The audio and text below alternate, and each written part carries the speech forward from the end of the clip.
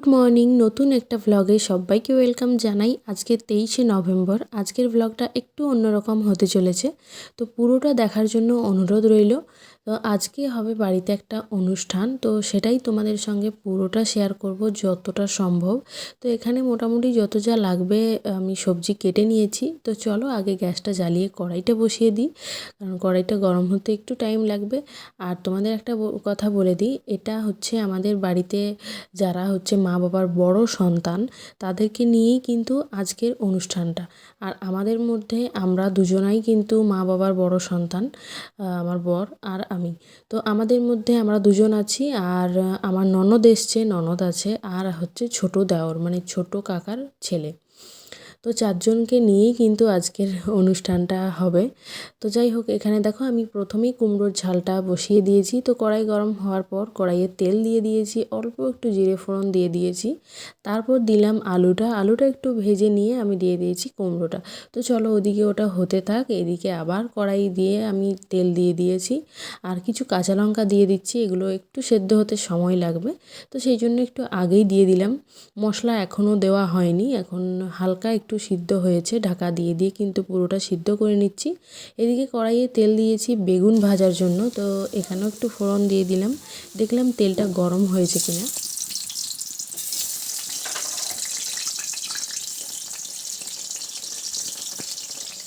বেগুন ভাজা কমপ্লিট, আর কালারটা কি সুন্দর লাগছে দেখো। তো চলো এদিকে দেখো আমার আলু ভাজাটা বসিয়ে দিয়েছি। আলুটাতেও আমি নুন হলুদ মাখিয়ে রেখে দিয়েছি এদিকে। আর একের পর এক কিন্তু সবগুলো আমি ভেজে নিচ্ছি, আরও অনেক রান্না হবে, তো আস্তে আস্তে তোমরা দেখতে থাকো। বেগুন ভাজা আর আলু ভাজা দুটোই কিন্তু আমার কমপ্লিট। এবার চলো একটা অন্য রান্না বসানো যাক। তো কড়াইয়ে তেল দিয়ে অল্প একটু ফোড়ন দিয়ে আমি আলুটা ভেজে নিয়েছি। আলুটা হালকা ভাজা হয়ে গেলে আমি দিয়ে দিয়েছি একটা বেগুনটাকেও একদম কুচি কুচি করে কেটে নিয়েছিলাম। তো দুটোই যখন ভাজা হয়ে গেছে আমি তার মধ্যে দিয়ে দিলাম শাক।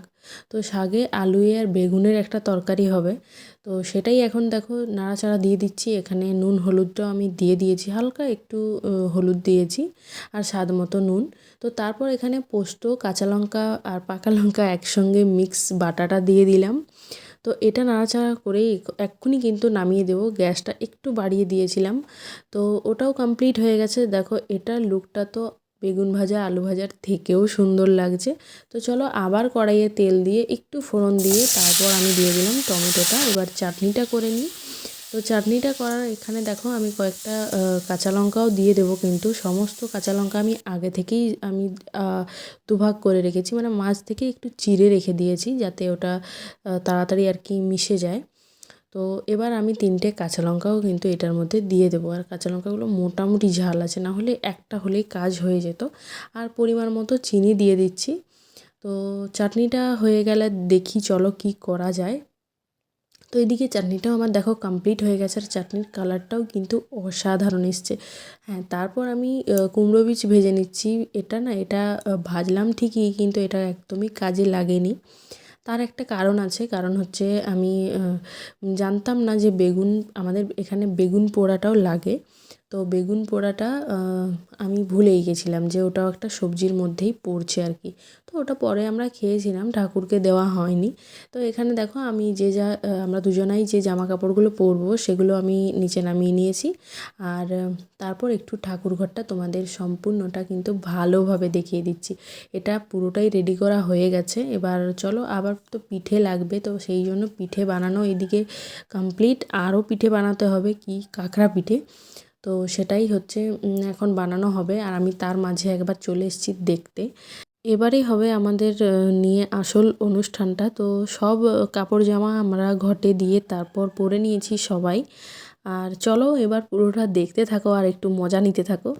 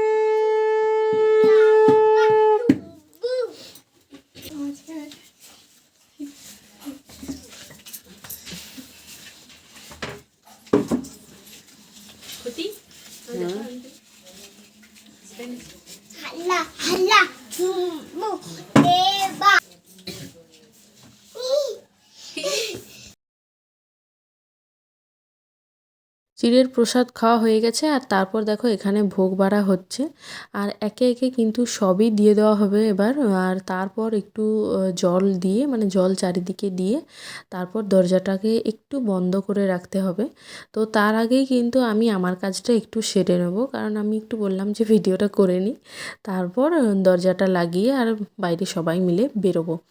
আর আজকে টোটাল কি কি রান্না হয়েছে সবই বলবো। সবার আগে দেখো ভাত, পায়েস, চাটনি, তারপর কুমড়োর ঝাল, শাকের তরকারি, বেগুন ভাজা, আলু ভাজা, তারপর বেগুন পোড়া, এখানে 2 রকমের আছে পিঠে, তারপর আছে ডাল।